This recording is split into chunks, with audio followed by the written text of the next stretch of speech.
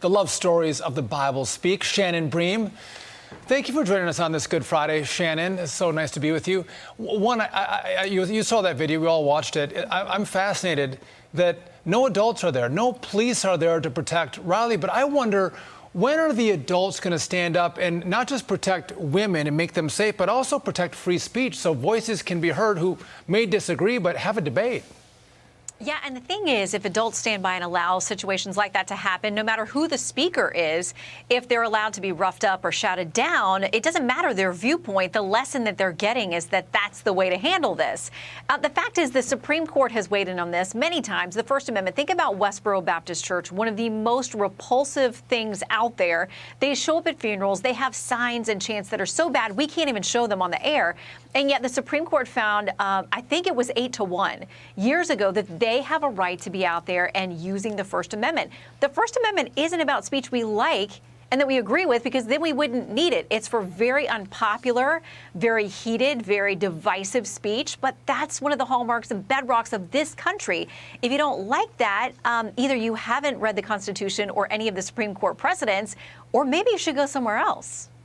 Shannon, we talked to Riley in February about how women in college sports are being blackmailed by their own, or emotionally blackmailed by their own universities. Just listen to her. They're terrified. Their universities have emotionally blackmailed them. They have intimidated them into silence. They are terrified of being called transphobic, but newsflash, it doesn't make you transphobic to say that there are two sexes and to say that you can change your sex and to say that women deserve equal opportunities and respect. Shannon, I will ask you a legal question on that note, because yesterday the Biden administration proposed new rules for transgender athletes. The Department of Education's rules, if they're enacted, could set up legal challenges with at least 20 states that have implemented state laws dealing with transgender students and restrictions there. And then the Supreme Court, same day, has at least initially rejected a West Virginia emergency request to ban a transgender girl from a girls' track team. So we have these legal challenges afoot that will direct what happens with transgender athletes. Yeah, I think I'm going to be very busy covering those in the years to come. I think those new Title IX regs, as proposed, they're going to be an automatic lawsuit the minute that they're enforced or put into place, because, the funny thing is the administration made people on all sides of this issue mad with those regs yesterday, because they do say you can't have a blanket ban. Like, your school can't say nobody born biologically male, no matter what their status now, can be on a girls' team. They say, what can happen is, though, you can decide sport by sport. You can decide based on safety and health. And so the folks who wanted a complete ban weren't happy about that. They may sue. And the folks who don't like that schools who take any federal money are going to be under what is mostly a new ban, they're not going to be happy. There are going to be lawsuits there as well. And about the Supreme Court case yesterday, so they decided not to get involved. This case is playing out in West Virginia on the merits. So the Supreme Court didn't want to get involved while that law's on hold. I won't be surprised if that West Virginia law ends up at the Supreme Court, and the advocates for the law think they actually have a good chance of winning there. So we'll have to see. You will be busy. What frustrates me is when we say we have rights for trans athletes, that means you lose rights of free speech. I think that's completely wrong. But I do want to switch gears, because it's not a game of chess. It's a game of checkers, or it's a game of chess and not checkers. Florida Governor Ron DeSantis, he's not backing down in his fight against Disney, threatening to tax its hotels and impose tolls on their roads near the parks. Watch this. Come hell or high water, we're going to make sure that policy of Florida carries the day. And so they can keep trying to do things, but ultimately we're going to win on every single issue involving Disney. I can tell you that. So, Shannon, does Ron DeSantis beat Disney, number one? And number two, is this good politics? You know, he's got the legal training to back him up on his predictions for how he thinks this is going to go down. It's going to get ugly. It is going to head into the courts also because, you know, this special district that was set up and then, you know, they revoked the privileges for that district. And now they set up a new plan that's supposed to protect Disney from the inside. And now the governor there is saying, like, nope, we're going to go to court. We're going to challenge these things. Not only that new thing that's supposed to insulate Disney to do what it wants to do, but like you played there, I mean, they want to set up new taxes for hotels, toll roads, possibly develop land there that's within Disney's sphere also that Disney's not going to want to go along with. Now, whether it's good politics, people have a lot of debate about that because they say if you're going to be hands-off conservative, small government, allow free speech and not cancel, then you can't engage in this kind of battle with Disney. So he's got supporters and detractors on the right. Even they don't agree about whether this is good politics or not. But listen, a man who almost just won his re-election by 20 points, hard to argue with him.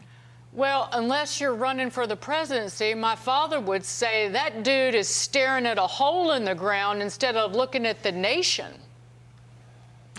Well, he's going to have to make a decision, too, soon. I mean, the infrastructure, the PACs, the money, that kind of stuff has been set up with the hopes that he would run for people who support him. So they say, listen, when you're ready, we've got all the infrastructure ready to go. The polling is not good for him. It's very strong for President Trump with primary voters on the GOP side. But he's not in yet. They're not really going at it in earnest. And it'll be interesting to see what happens if they do. Yeah, we know in this political environment, things change, you know, in a day, a week, a month. We can't predict what's going to happen, you know, in the primary season in January. But today, across the world, many are observing Good Friday, but fewer and fewer Americans find religion to be important to them. Your latest best-selling book, The Love Stories of the Bible Speak, explores the Bible invaluable lessons everyone can learn from it. And by the way, I love you joined Rachel and I on our podcast From the Kitchen Table as well. What's your message today on Good Friday, Shannon? You know, I always love to say that saying that Sunday is coming. This is a very a somber day for those of us who celebrate and observe Christianity, the day of Christ's death. But we know that Sunday means when he comes back, death is overcome. All of the tough things in this world are overcome. And I really hope that the books like the ones that Fox has been so great to publish and put out there, and our viewers have responded in amazing numbers. I hope that maybe somebody who's intimidated doesn't want to pick up the Bible itself. I don't know where to start, that kind of thing. This new book, Love Stories of the Bible, is a great place to start. These are stories from the Bible, but they'll be very relatable to you. There is romance, there are friendships, and that overall theme of love your neighbor as yourself. I've looked for outs. I have not found them. So we're all called to that, and frankly, I think the world could use more of that. Shannon, I was telling Sean before the show started, it just starts with the small things. That I had a conversation with a man who drove me to work this morning, and he... obviously something was gnawing at him, and he started asking me about whether I went to church, where I worshiped, what my religion was, and he said he had lost touch with his faith, that he worked too much. And I just said, start with the serenity prayer. Yeah. Just start with the serenity prayer. It will help you focus. It will help you, and it will bring spirituality back into your life. And it is easily applied to just the stresses of the day. And I don't know. You will find miracles in the smallest places. So true. And I think that the world is full of so many distractions that, yes, they can really maybe fill a hole or entertain us or bring us pleasure for a short time. But for me, the only thing that I've gone back to that is long lasting is my faith. And so there are times that I've just prayed, Lord, help me. I mean, it doesn't have to be fancy. You don't have to figure out anything deeply theological. I feel like we're all his children. He hears us, and he's waiting for us to connect with him. And he died for you today. Shannon Bream, thank you. Have a great show, guys.